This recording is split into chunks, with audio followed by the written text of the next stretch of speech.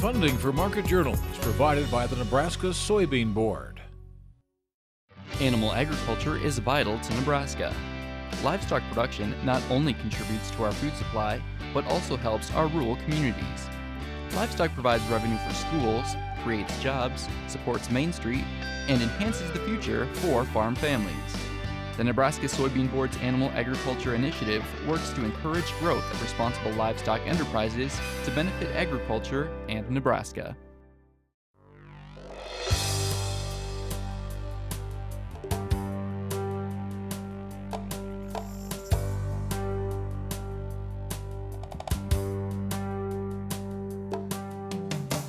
Market Journal, television for agricultural business decisions, is a presentation of the University of Nebraska-Lincoln's Institute of Agriculture and Natural Resources.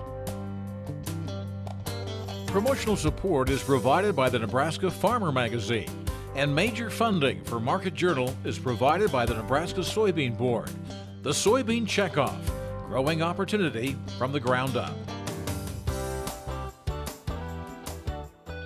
Welcome to this week's edition of Market Journal. I'm Jeff Wilkerson. We're reporting this week from the 2014 Nebraska Power Farming Show at the Lancaster Event Center in Lincoln. This year's event featured more than 2,300 booths spread across 9.2 acres.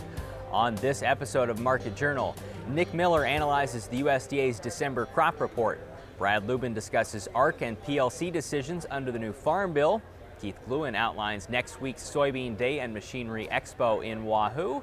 And Josh Miller explains how crop sensing technology might teach us more about soybeans. Nick Miller from Stewart-Peterson is our market analyst this week.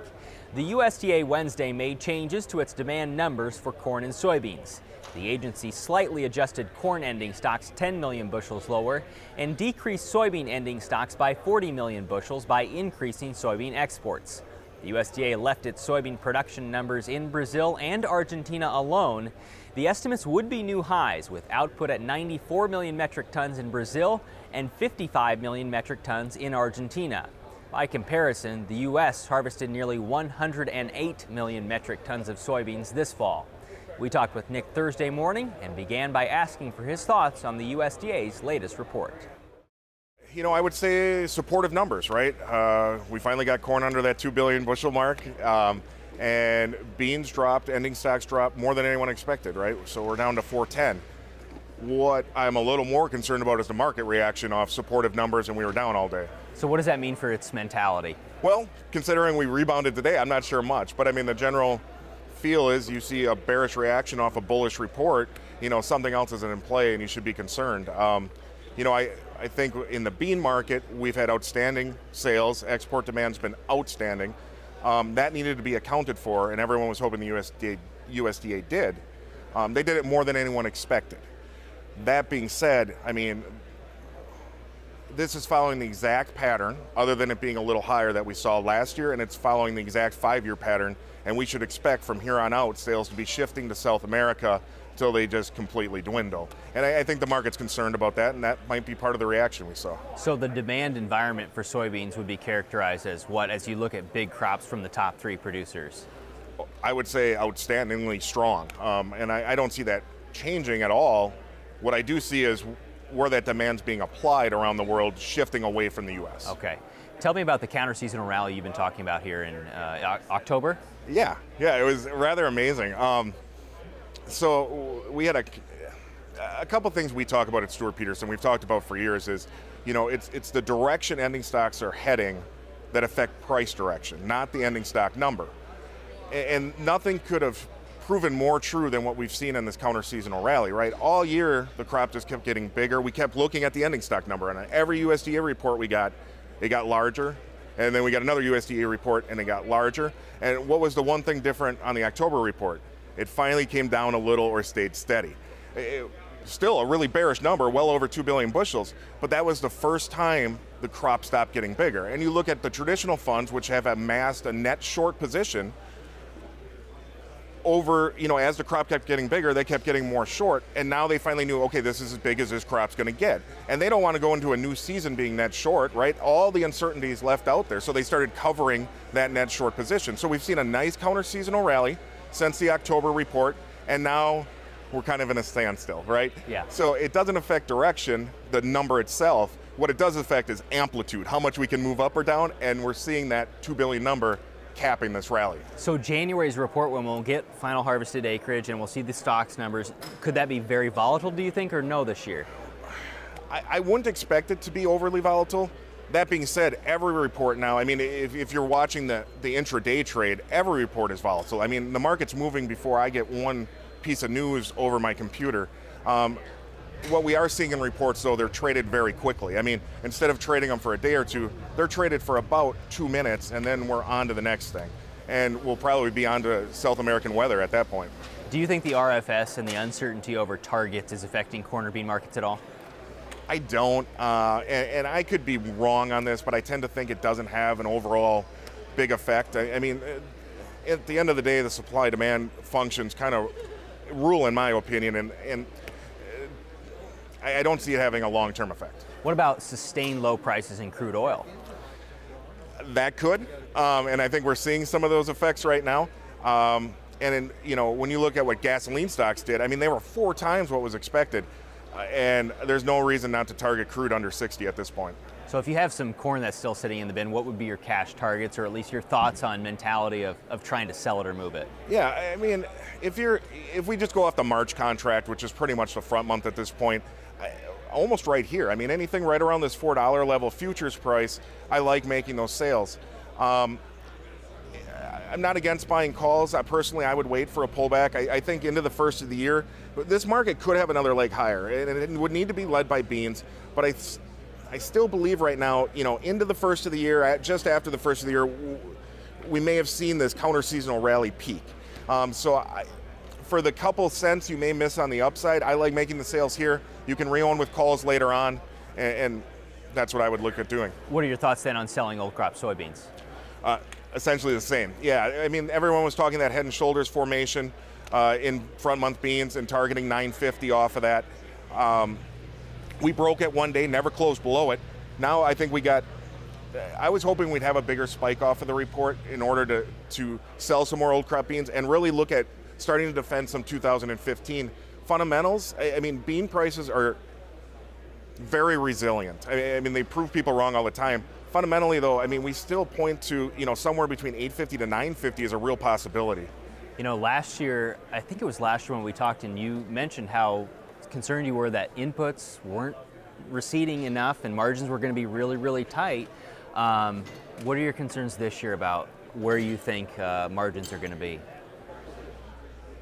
2 things. One is, and they're completely the opposite, but one is I'm very concerned about bean prices going into next year. I think we could see a fall there. That being said, this market could bottom very early, and I also believe that people aren't prepared for how high it could rally. I don't expect any kind of inflation anytime soon. I think we're actually in a deflation mode. At some point that will switch, and maybe it's not even this year, but I also think just as people aren't prepared for us falling, down the road they're not going to be as prepared for how high we can go yet. Next week, we'll look at cattle markets with Mike Briggs. We'll also have market analysis on corn and soybeans with John Moret from J.E. Moret Grain Company. We recently told you about the many informational meetings being held across Nebraska discussing options under the new Farm Bill. UNL Extension Public Policy Specialist Brad Lubben presented on that topic at the Power Farming Show earlier this week. We talked with him Tuesday about the decisions farmers will need to make, including base reallocation, yield updates, and price loss coverage versus agricultural risk coverage. We're in the middle of the decision period, actually still 3 months or so to go for producers to make that decision, but they have to think about those 3 different decisions on their farm. The payment yield update is simple. If you have the data, you prove it, you update yields. The base update is a more difficult decision because you want to think about what's the value of your old base versus what's the value of reallocating to a new base that reflects what you grow today. And then of course it's all fundamentally part of the ARC versus PLC program. Are you more comfortable with the revenue safety net or the price safety net? Big decisions ahead. When you talk about ARC versus PLC, Brad, isn't there really it comes down to your opinion on what's going to happen to prices in the future. Right. That's right. Frankly, when this Farm Bill was debated and when we were debating a revenue versus price safety net, for practical purposes in the Midwest, we didn't think a price safety net mattered. Even the proposed updated target prices were far out of the money. Even when the Farm Bill passed in February of 14, that price safety net was still far out of the money. Now suddenly it's in the money for corn and sorghum and close to it for wheat. And so you've got more concerns about, is that price safety net valuable? Compare it to the revenue safety net. You've got to think about which one provides you better protection today. Right now, the revenue safety net probably still offers more money on this year's crop and next year's crop in terms of protection because it starts from a higher average. But it's an average, and it will go down if prices continue to go down. The price safety net starts at a lower level, but it's fixed. $3.70 for corn.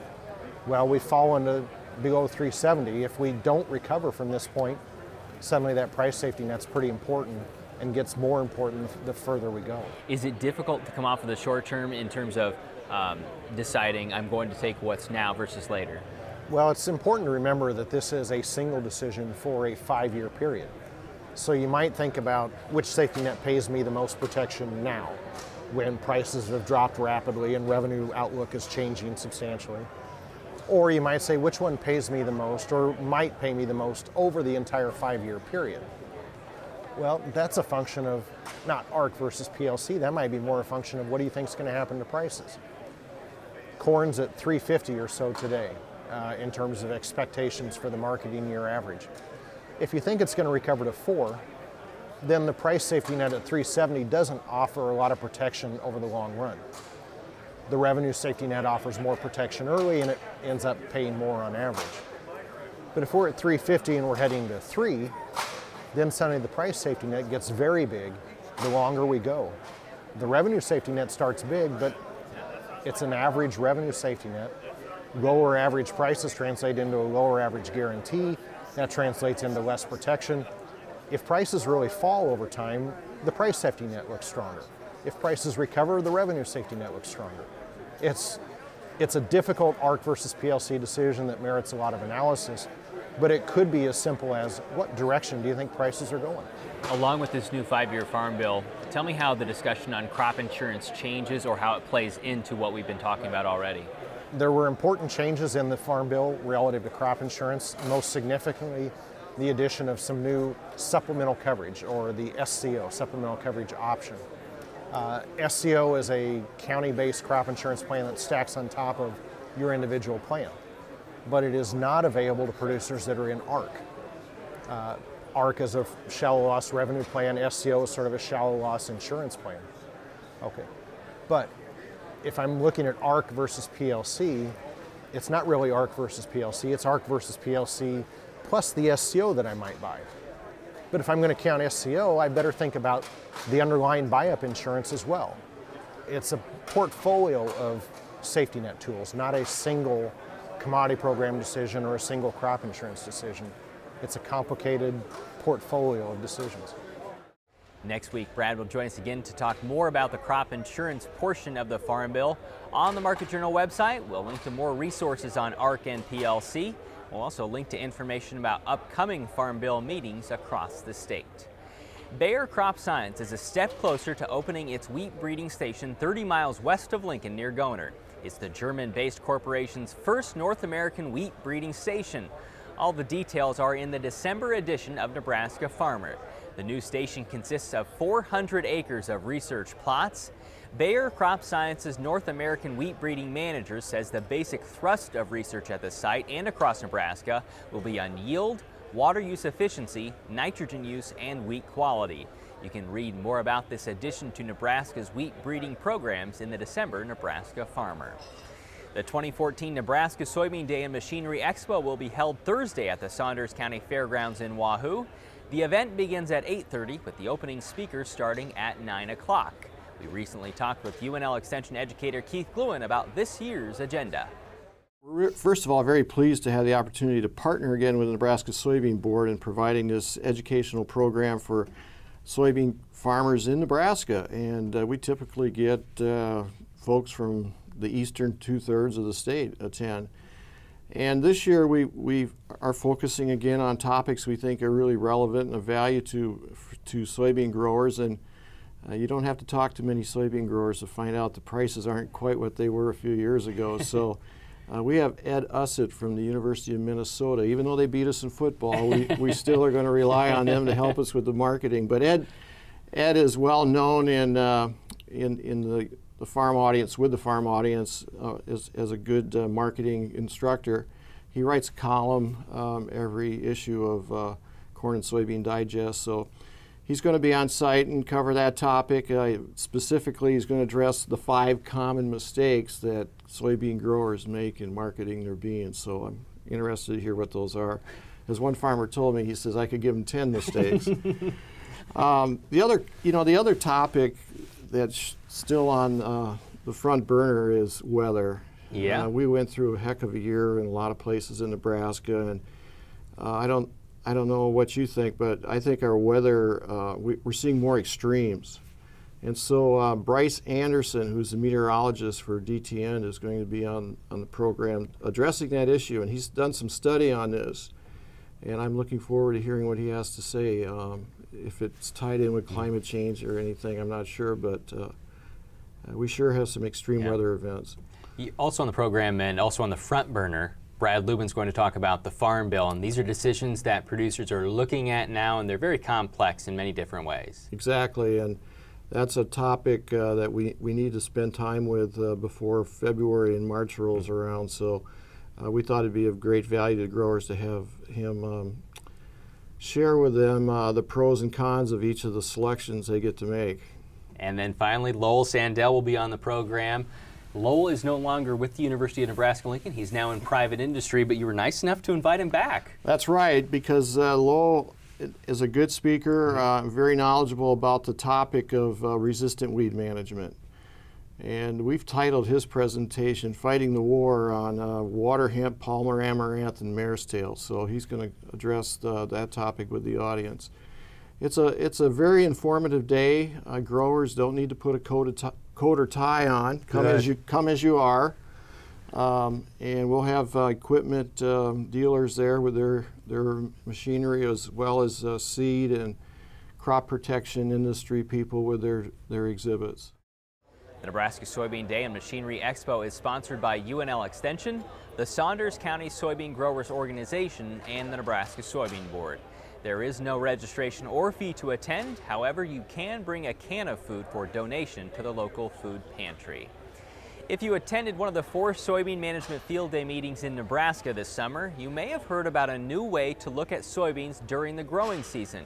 You'll hear in a minute how crop sensing technology may in the future be able to help farmers learn more about how soybean plants perform.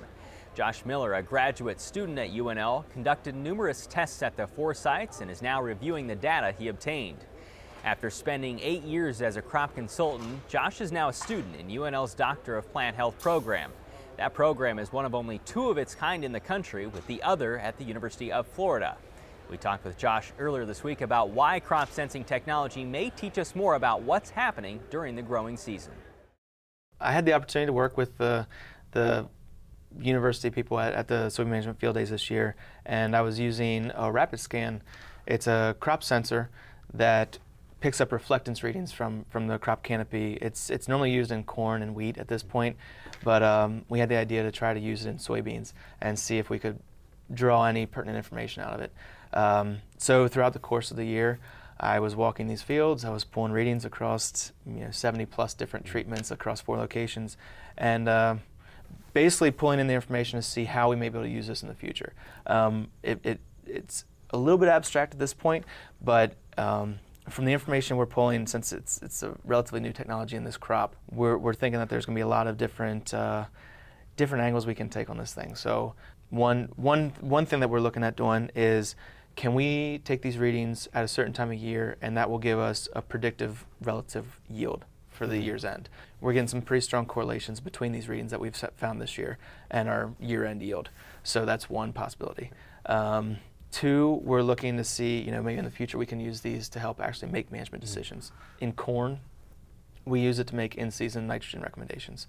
So can we detect things physiologically in the soybean plant to also help us make these management decisions? So, like I said, it's pretty abstract right now, but we're learning a lot of information this first year because we went with a shotgun approach, took readings across all kinds of different treatments, all these different fields, and now we've got a gigantic data set to pull from, and we're pulling that pertinent information out right now. So I read a story about this, and you were interviewed, and you said it's important that we're building the curve. Yeah. What does that mean?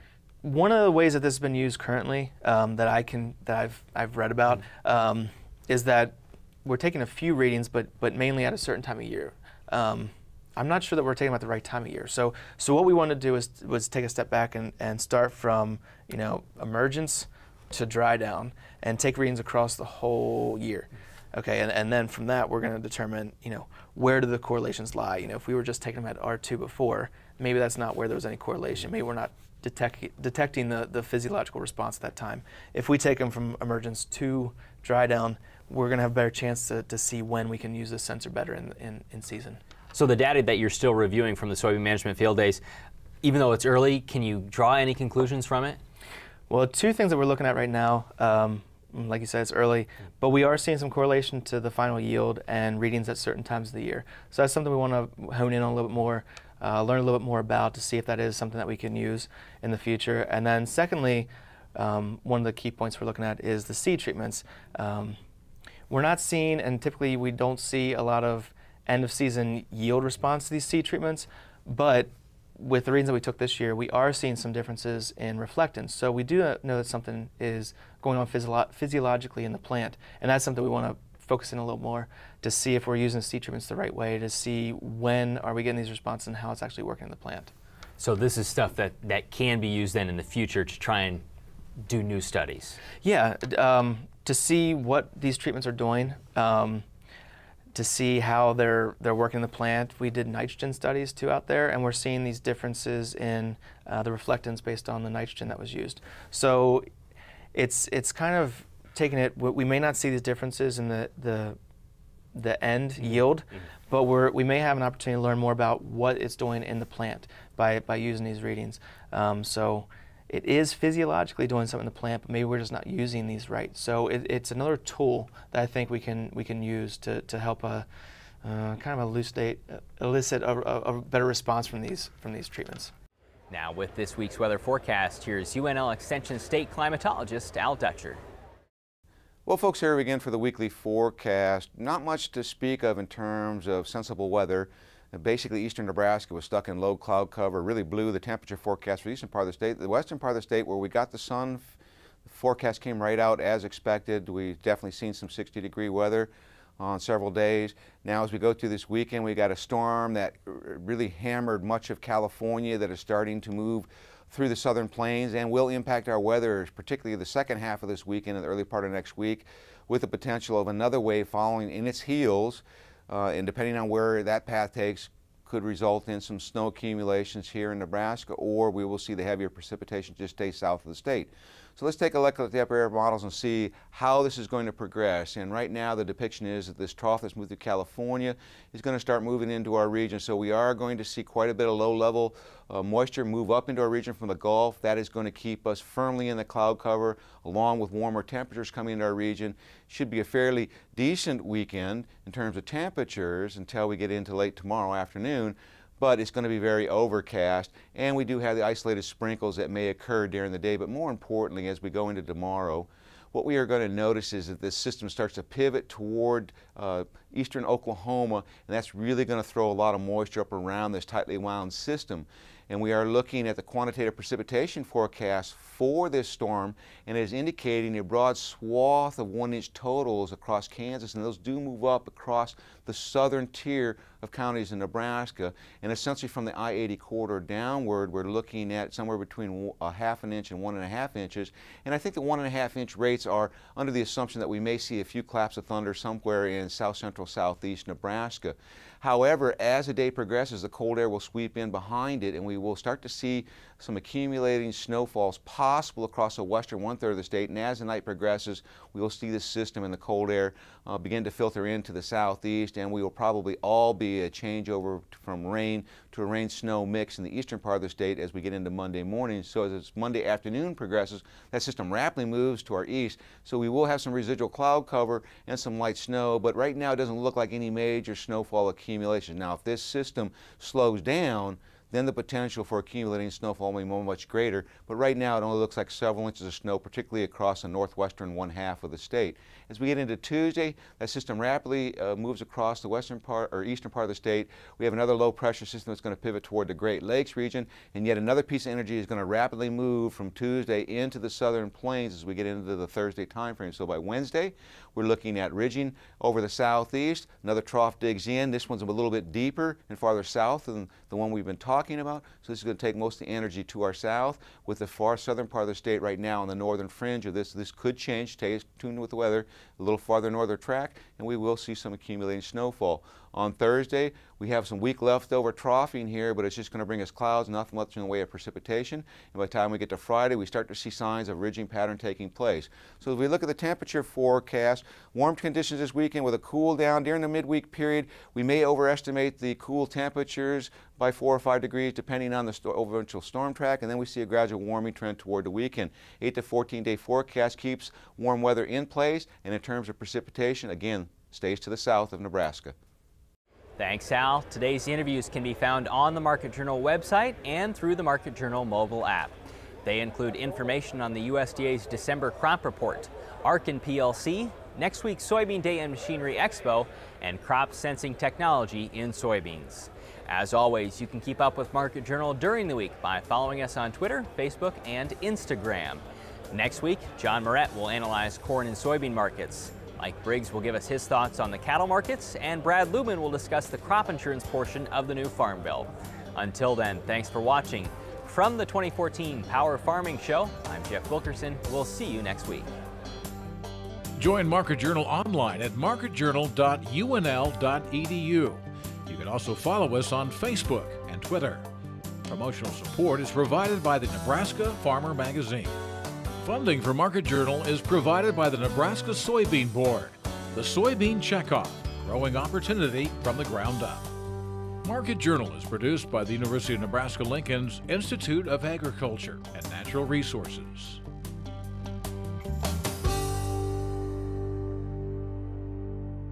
Funding for Market Journal is provided by the Nebraska Soybean Board. America's export of soybeans helps the U.S. maintain a positive agricultural trade balance. Nebraska contributes half of its soybeans for export. The protein and oil content in soybeans enhance the growing demand for higher protein diets. The Nebraska Soybean Board promotes research to develop new soybean varieties with higher protein and oil content for major agricultural markets. The Nebraska Soybean Checkoff, growing opportunity from the ground up.